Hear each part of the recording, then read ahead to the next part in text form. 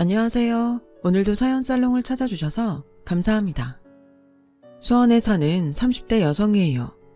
눈에는 눈, 이에는 이라는 말 많이 들어보셨죠? 받은 만큼 똑같이 되갚아준다는 의미로 함무라비 법전에 실려있는 내용이에요. 그런데 얼마 전 저에게도 이런 복수를 할 기회가 있었지 뭐예요. 그 이야기를 시작하려면 제 어린 시절 얘기부터 해야겠네요. 저에게는 엄마가 두 분이 계세요. 저를 낳아준 엄마와 길러준 엄마죠. 몸이 약했던 제 친엄마는 제가 5살 무렵 세상을 떠나셨어요. 그래서 저는 새엄마 손에 자랐어요. 저에게 엄마가 둘이라는 사실을 알게 된 건 유치원에 다니던 7살 때였어요. 하루는 담임선생님이 동화책을 한 권 읽어주셨는데 바로 신데렐라였죠. 계모의 구박을 받으며 살고 있는 신데렐라 얘기에 아이들은 귀를 쫑긋 세우고 있었죠. 그런데 한 아이가 선생님께 계모가 뭐냐고 물은 거예요. 선생님은 새엄마를 계모라고 부른다고 말씀해 주셨어요. 그러자 그 친구가 큰 소리로 이러는 거예요. 와, 예솔이 엄마랑 똑같다. 우리 엄마가 그러는데 예솔이 엄마는 친엄마가 아니고 새엄마래요. 제 출생의 비밀을 생각지도 못한 순간 친구를 통해 알게 된 저는 엉엉 울면서 우리 엄마는 새엄마가 아니라고 소리쳤지만 내심 친구의 말이 사실일지 모른다고 생각했던 것 같아요. 실은 저도 의심을 하고 있었거든요. 저희 엄마는 다른 엄마들처럼 아침에 머리를 예쁘게 묶어주지도 않았고 한 번도 다정히 불러준 적이 없었거든요. 게다가 어디를 가든 제 손을 잡아준 적이 없어요. 안아준 적도 없고요. 그 사건으로 엄마와 담임선생님은 한참 동안 통화를 했어요. 통화를 마친 새엄마는 저를 거실로 불러 이렇게 말했죠. 이렇게 된 거 솔직히 말할게. 나 네 친엄마 아니야. 니네 엄마는 너 어릴 때 병에 걸려서 죽었어. 그래서 내가 널 키우게 된 거고. 네가 알았다고 해서 달라지는 건 없어. 내가 니네 아빠랑 사는 한 내가 네 엄마라는 사실엔 변함이 없으니까. 그날 새엄마의 얼굴은 아무런 감정이 없는 사람처럼 차가워 보였고 그래서 전 아무 말도 할 수 없었어요. 그저 조용히 방으로 돌아와 인형을 끌어안고 소리 죽여 울었죠. 우리 엄마가 책에서 봤던 계모라는 사실에 겁도 났고 마치 내가 세상에 홀로 버려진 것 같았거든요. 그렇게 한참을 울다가 잠이 들었는데 밖에서 시끄러운 소리가 들렸어요. 아빠와 새엄마가 낮에 있었던 일로 다투셨던 거죠. 제 방까지 소리가 들릴 정도로 엄청 심하게요. 달라질 건 없다던 새엄마의 말과는 달리 그동안 봉인돼 있던 비밀이 해제되자 새엄마는 대놓고 본색을 드러냈어요. 못된 계모 노릇을 하기로 작정한 사람처럼 말이죠.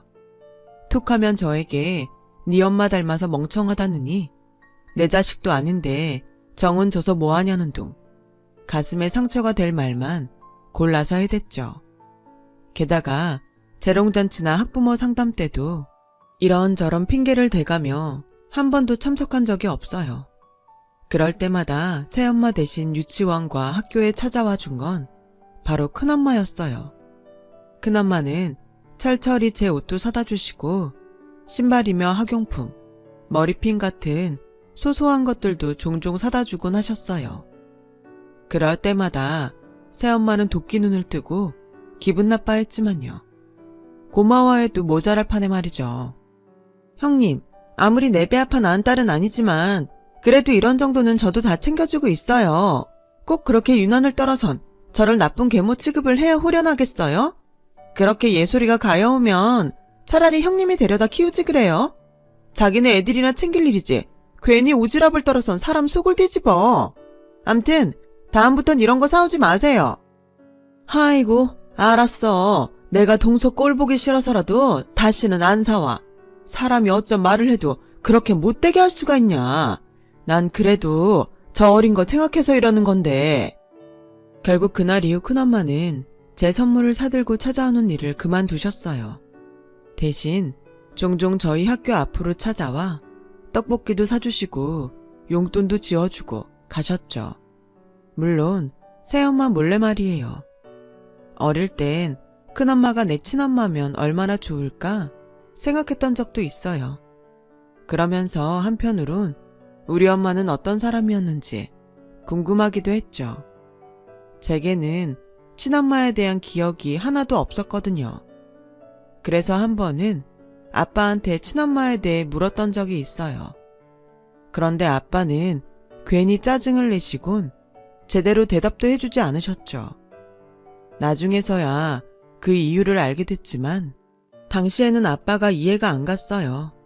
친엄마에 대한 막연한 그리움을 키우고 자란 저는 최대한 새엄마 눈에 거슬리지 않도록 눈치를 보며 자라야 했어요.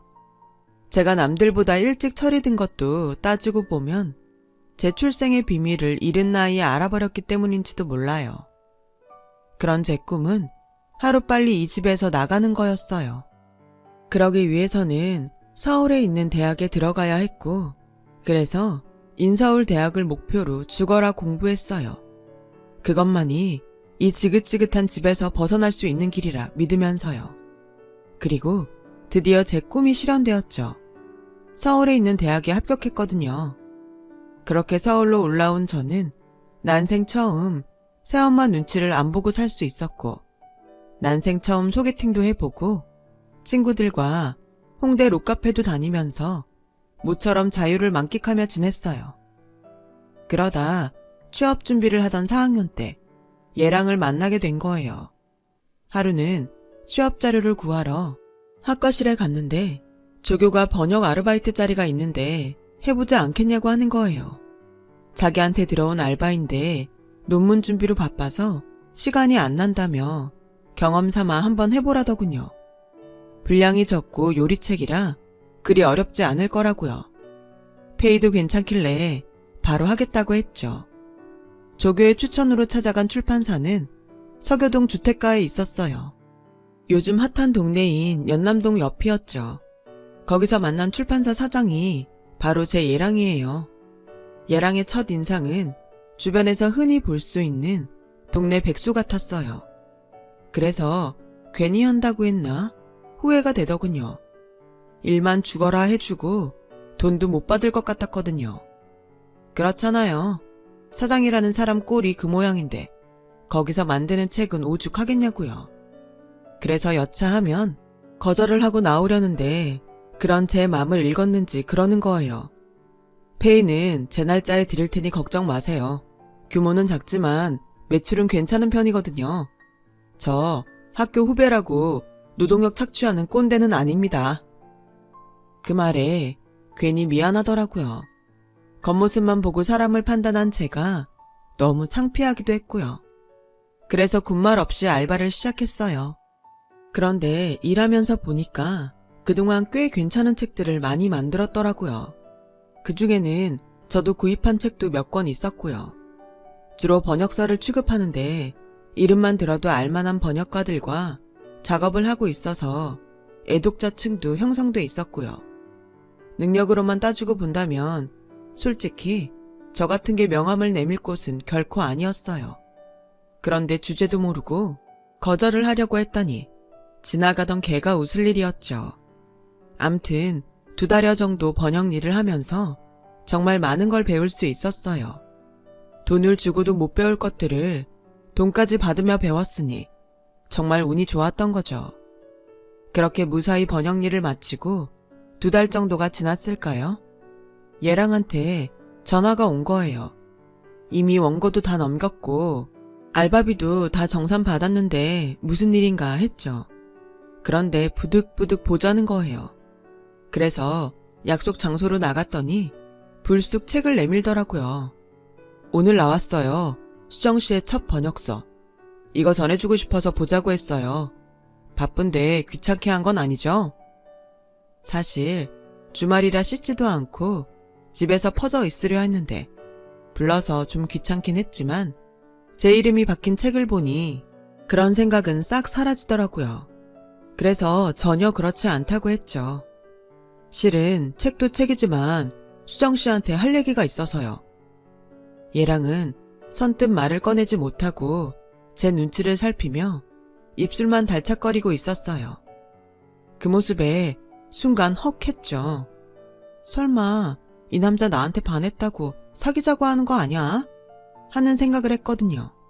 그런데 주제 넘은 말인지는 모르겠지만 취업 대신 유학을 가는 건 어때요?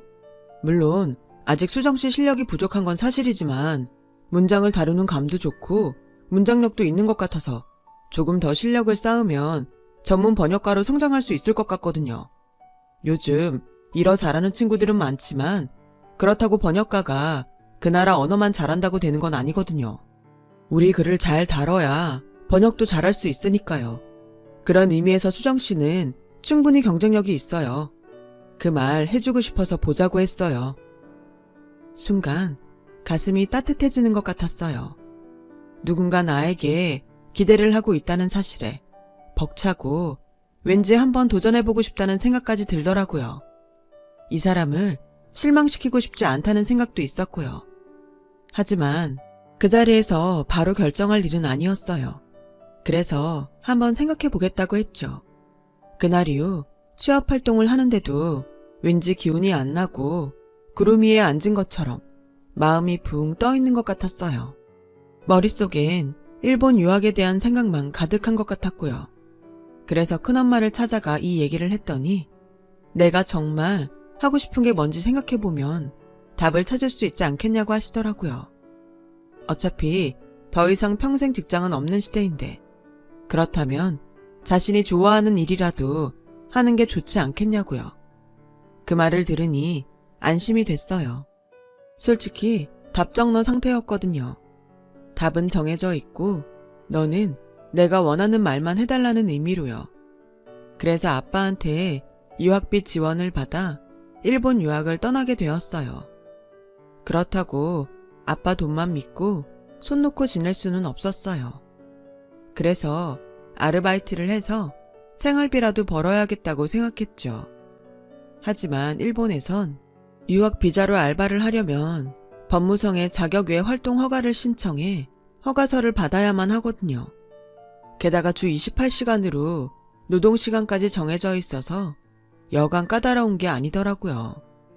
물론 허가서 없이 일을 하는 친구들도 있었지만 만약 적발되면 비자 갱신도 어렵고 강제 귀국을 당할 수도 있었죠.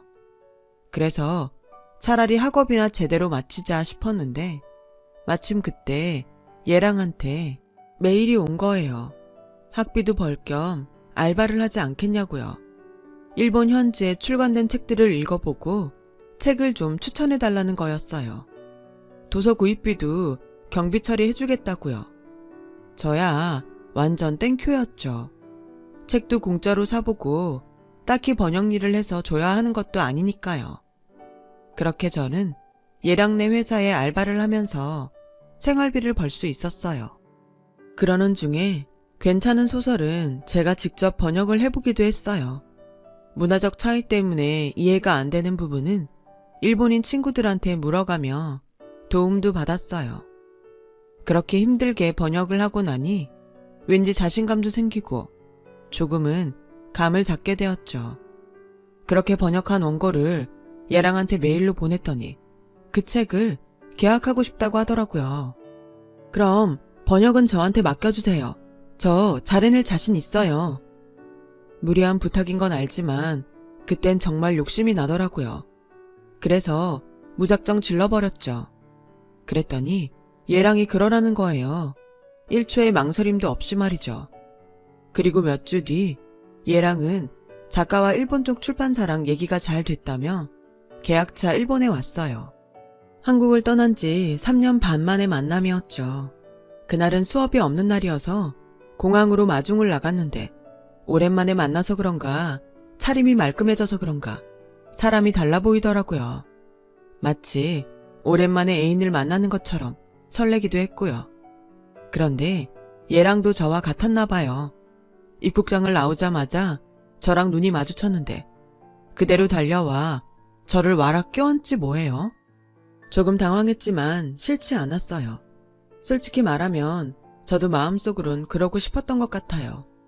어쩌면 공항이라는 공간이 주는 특별한 분위기 탓인지는 모르겠지만요. 아무튼 그날 우리는 출판사 담당자와 만나 무사히 계약을 할 수 있었어요. 계약을 성사한 얘랑과 저는 근처 술집에서 맥주를 마시며 이번에 계약한 책과 문학에 대한 얘기를 이어나갔어요. 남녀 간의 치열한 대화는 격렬한 섹스를 나누는 것과 같다고 하더니 2시간가량 대화를 나눈 우리는 마치 무슨 일이 있었던 사람들처럼 후끈 달아올라 있었어요. 난생 처음 경험해본 일이라 집에 도착해서도 기분이 묘하더라고요. 그때였던 것 같아요. 이 남자와 평생 이렇게 대화를 나누며 살면 좋겠다고 생각한 거는요. 그래서 얘랑이 있는 호텔로 전화해 우리 사귀자고 했어요. 그랬더니 이 남자가 뭐라는 줄 아세요? 아까부터 제 전화를 기다렸는데 왜 이제야 전화를 하냐더라고요. 술집에서 대화를 나누던 순간부터 이미 마음이 통한 걸 느꼈다나요? 아, 왠지 진 기분이 들더라고요. 하지만 그러면 어때요?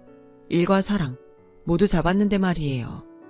그렇게 연애를 시작한 우리는 반년간의 장거리 연애를 끝으로 제 귀국에 맞춰 결혼을 하기로 했어요. 반년 연애라고는 하지만 따지고 보면 유학을 떠난 그 순간부터 일을 핑계로 연애를 했던 기분이었죠. 그래서 결혼을 결정하는 데까지 그리 긴 시간이 들지 않았어요. 문제는 부모님 허락이었죠. 기껏 공부한다고 유학 보내놨더니 오자마자 결혼한다고 남자를 집에 데려왔다고 타박할 게 뻔했으니까요. 그래서 잔뜩 걱정을 한 채 얘랑과 저희 집에 갔는데 아빠랑 새엄마 모두 엄청 기뻐하시더라고요. 아빠는 얘랑의 손을 꼭 잡으시며 마치 결혼식장에서 사위한테 딸을 건네주며 말하듯 내 딸을 부탁하네 이러시지 뭐예요. 그것도 그렁그렁한 눈으로 말이죠. 좀 오버스럽긴 했지만 아빠의 그런 모습을 보니 저도 울컥했어요. 거기다 새엄마는 평소에 안 하던 음식까지 잔뜩 차려놓곤 장모 노릇을 톡톡히 하지 뭐예요. 여자는 시집가면 출가 외인 아닌가? 그러니 자네가 우리 애 좀 잘 챙겨주게.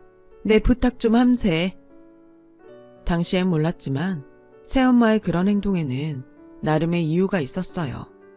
아빠가 대장암 말기로 시한부 판정을 받은 상태였더라고요.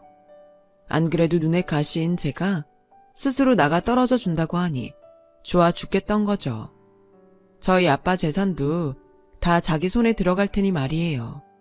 시댁에서도 결혼 허락을 받은 우리는 그해 가을 결혼식을 올리기로 했어요. 그런데 여름 무더위가 끝나가던 무렵 아빠가 세상을 떠나시고 만 거예요. 너무 늦게 아빠의 투병 소식을 들었던 저는 아빠가 돌아가시기 한 달 전에야 아빠가 암투병 중이란 사실을 알 수 있었고 그 한 달 내내 아빠의 병상을 지키며 간호를 했어요. 그리고 그제야 왜 그렇게 아빠가 제 결혼을 반기셨는지 알 수 있었죠. 저만 혼자 남겨두고 떠나기 힘들었던 거예요. 아빠마저 세상을 떠나고 나면 제 곁에는 아무도 없게 되니까요. 자신의 죽음보다 남겨질 자식을 더 걱정하다니 이런 게 바로 부모의 마음인가 봐요.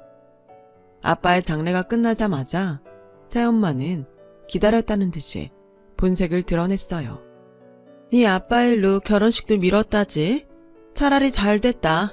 안 그래도 내키지 않는 혼주 자리에 앉는 게 걸렸는데 혹여라도 결혼식 때 날 부를 생각은 말아라. 네 아빠도 간 마당에 내가 네 엄마 노릇 하는 것도 웃기잖니? 우리 이제 남남으로 살자. 너도 그게 편하지 않겠니? 무소식이 희소식이다 생각할 테니 너도 그렇게 해줬으면 좋겠다. 네 아빠 유품은 택배로 붙여줄 테니 굳이 집으로 올 거 없어. 돈 될 만한 것도 없으니까. 새엄마는 그 말만 남기곤 쌩하니 차를 타고 가버렸어요. 그런데 다신 보지 말자며 가버린 새엄마가 며칠 뒤 제게 전화를 했지 뭐예요. 잔뜩 화가 난 목소리로요. 너희 집에 네 짓이지? 네가 아픈 네 아빠 꼬드겨서 땅이며 건물까지 빼돌린 거지? 다 내 거야. 당장 내놔. 내가 고작 집 한 채 받자고 네 아빠랑 산 줄 알아? 여우 같은 게 지 아빠 병수발 든다고 할 때부터 알아봤어야 되는데. 너 그거 당장 안 내놓으면 나 가만 안 있어. 10년이 걸리든 100년이 걸리든 소송을 해서라도 내가 다 받아낼 거라고. 처음엔 무슨 소린가 했어요. 그런데 내막을 알아보니 새엄마가 개거품을 물만 하더라고요. 아빠가 돌아가시기 전 거의 대부분의 재산을 제 앞으로 돌려놓으셨더라고요. 새엄마한테는 살던 집 한 채가 다였고요. 믿는 도끼에 발등 찍힌 거죠. 늙은 남편 죽고 말년에 놓았구나 생각을 했을 텐데 말이에요. 아빠 덕분에 생각지도 않은 재산이 생겼지만 하루아침에 천의 고아가 된 저는 마음이 심란했어요. 무엇보다 시댁에 어떻게 얘기해야 할지 막막하더라고요. 아빠 일로 결혼도 미뤘는데 이제와 엄마도 결혼식에 참석 안 하겠다고 말해야 했으니까요. 그래서 답답한 마음에 큰엄마를 찾아갔는데 거기서 놀라운 사실을 알게 된 거예요. 엄마가 살아있다고요? 어디에요? 저희 엄마는 병으로 세상을 떠난 게 아니라 아빠가 당시 자기 비서였던 새엄마와 불륜을 저질러 아들을 낳자 손자 욕심에 친할머니가 엄마를 내쫓고 새엄마를 집에 들인 거였어요. 엄마가 저를 데리고 나가겠다고 하자 엄마 친정 식구들까지 협박해 결국 엄마 혼자 집을 나가게 된 거였죠. 그런데 그 후 새엄마가 낳은 아들이 태어나고 얼마 안 돼 시름시름 앓다 죽어버려서 새엄마는 저를 유독 미워했던 거였어요. 제가 있는 한 언제고 안주인 자리에서 밀려날지도 모른다는 노파심 때문이었죠. 큰엄마가 저를 유독 챙겼던 건 저희 엄마한테 부탁을 받았기 때문이었어요. 계모 손에 맡겨진 딸이 걱정돼 주변을 맴돌며 지켜보고 있었지만 그걸로는 안심이 안 됐던 거죠. 그래서 큰엄마 도움으로 그동안 제 사진이며 성장 과정을 전에 듣고 살았던 거예요. 네 아빠도 가고 난 판에 뭘 더 속이겠니? 이참에 엄마 한번 찾아가 보는 게 어떠니? 네 엄마 아직 혼자야. 이렇게 된 거 시댁에 말씀드리고 혼주석에 엄마를 앉혀야 하지 않겠니? 네 엄마 한순간도 너 잊은 적 없다. 그건 내가 보증해. 그러니까 수정아, 엄마 찾아가 봐. 아빠가 죽자 죽은 엄마가 살아나다니 믿을 수가 없었어요. 이렇게 멀쩡히 살아있으면서 그동안 왜 나를 힘들게 만들었는지 원망도 되고 무엇보다 어떻게 생겼는지 어떤 목소리인지 궁금하더라고요. 그래서 큰엄마가 준 주소를 들고 엄마를 찾아갔어요. 가보니 변두리 동네에서 조그마한 미용실을 하고 계시더라고요. 미용실은 동네 사람들 사랑방처럼 시끌벅적했어요. 엄마는 그 안에서 펌을 말고 있었죠. 제가 들어가자 엄마는 단번에 저를 알아보았어요. 그리곤 눈물이 글썽한 눈으로 뒷걸음질을 치더군요. 딱 봐도 제 엄마였어요. 눈매며 손가락까지 똑같았거든요. 처음엔 만나면 왜 나를 버렸냐고 따지려고 했는데 막상 만나고 보니 감정이 주체가 안 되고 그저 눈물만 흘러내리더라고요. 그래서 울먹이며 힘겹게 엄마 하고 불렀어요. 엄마는 그제야 다가와 저를 와라 끌어안아 주더라고요. 눈물의 모녀상봉을 눈앞에서 관람한 아주머니들은 마치 자신의 일인 양 눈시울을 붉히며 잘됐다를 연발했어요. 그날 밤 엄마와 전 그간 살아온 얘기를 하느라 꼬박 밤을 새우고 말았어요. 그리고 며칠 뒤 저는 시댁에 찾아가 저희 집 상황을 솔직히 말씀드렸어요. 그랬더니 다들 당황하더라고요. 특히 시어머니가요. 안 그래도 저희 쪽 때문에 결혼까지 미뤄진 와중에 불편한 집안사까지 전해 듣자 표정이 확 바뀌곤 냉랭해지셨어요. 그리곤 직접 저희 엄마를 만나봐야겠다고 하시더라고요. 그래서 얼마 뒤 약속을 잡아드렸는데 두 분이 얘기가 잘 됐는지 아무 일 없다는 듯 혼사를 진행하게 된 거예요. 그래서 다행이다 싶었는데 얼마 뒤 충격적인 상황을 목격하게 된 거죠. 예랑과 함께 시댁 근처로 외근을 나왔다가 온 김에 시어머님을 뵈러 시댁에 들렀는데 글쎄 저희 엄마가 시댁 거실에서 걸레질을 하고 있지 뭐예요. 저희가 온 것도 모르고 시어머니는 저희 엄마 앞에서 차를 마시며 거드름을 피우고 있었죠. 어쩌나 사돈한테 이런 걸 시켜서 우리 집 도우미 아줌마가 다치지만 않았으면 이런 결례는 없었을 텐데 내가 평생 집안일은 안 해놔서 집안일을 할 수가 있어야죠. 일도 해본 사람이나 한다고 팔자가 이런 걸 어떡해요. 말이 났으니 말인데 어떻게 자식 버리고 집을 나갈 생각을 했대요? 나 같으면 생각도 못할 일인데 막말로 자식 버리고 집 나간 엄마가 어디 엄만가? 안 그래요? 내가 어지간하면 그런 집구석이랑은 사돈 안 하려고 했는데 이렇게 부탁도 들어주고 앞으로도 우리 집에 충성을 다한다니 어쩌겠어요. 사람 하나 살린다 셈치고 봐줘야지. 거지 동량 주는 심정으로 받아주기로 한 거니까 고마운 줄 알아야 돼요. 괜히 안 사돈 대접받겠다고 나오면 정말 곤란해요. 알았죠? 순간 피가 거꾸로 솟았어요. 그래서 달려들어가 엄마를 일으켜 세우곤 버럭 질렀어요. 엄마, 여기서 뭐 하는 거야? 엄마가 왜 여기서 이러고 있냐고. 게다가 충성을 다한다니? 엄마가 무슨 충성을 다해? 대체 왜? 나 엄마가 이런 되먹지 않은 여자한테 이런 대접 받으라고 결혼한 거 아니야. 이깟 결혼 안 하면 그만이야. 그러니까 이런 식으로 나한테 미안한 마음 갚으려고 하지 말라고. 딸 때문에 인간 같지 않은 것들한테 고개 숙이고 당하지 말란 말이야. 엄마가 이러면 나 정말 힘들어. 그러니까 하지 말라고. 제 눈물에 엄마는 눈시울을 붉히며 걸레를 내려놓았어요. 그리곤 연신 미안하다는 말만 되뇌었죠. 그러자 어머님이 버럭 소리쳤어요. 지금 뭐 하는 짓거리야? 누가 보면 내가 네 엄마를 강제로 부려먹은 줄 알겠다. 이봐요 한사돈. 내가 언제 강제로 와서 일하라고 하던가요? 난 그저 그간 부모 노릇도 못했으니 이제라도 자식 위에 몸으로라도 때워야 하지 않겠냐고 했을 뿐인데 내가 뭘 잘못했다는 거야. 살다 별것들을 다 만나서 똥바가지를 다 뒤집어 쓰게 됐네. 참. 똥바가지요? 똥덩이가 똥바가지 좀 쓴다고 뭐가 문제겠어요. 인성이 그 모양인데 똥 더러운 것만 하겠냐고요.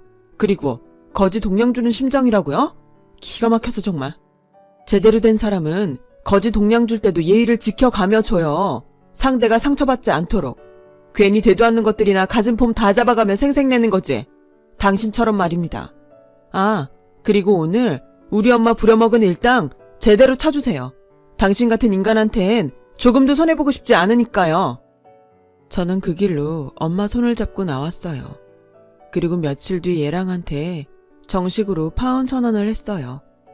사랑 때문에 내 부모를 인간 같지 않은 것들한테 욕보이기 싫었거든요. 게다가 남자 하나만 보고 결혼을 할 만큼 제가 멍청하진 않거든요. 그래도 얘랑과는 일적으론 전처럼 지내기로 했어요. 그게 마음처럼 될지는 모르겠지만요. 그리고 얼마 전 저는 엄마랑 살림을 합쳤어요. 오랜 시간 떨어져 지낸 만큼 아직은 서로가 낯설고 때론 어렵기도 하지만 그렇게 부딪히며 살아봐야 오히려 가까워질 것 같거든요. 볶음밥도 지지고 볶아야 온전히 잘 섞이는 것처럼 말이죠. 엄마와 못다 보낸 시간 행복하게 보내보려 합니다. 지금까지 제 사연을 들어주셔서 감사드립니다. 저처럼 더 희망찬 일들이 여러분을 기다리고 있을 거예요. 항상 행복하세요. 여러분, 사연 댓글에 응원과 현명한 조언 부탁드려요. 좋아요와 구독은 저에게 큰 힘이 됩니다. 오늘도 좋은 일 가득하세요.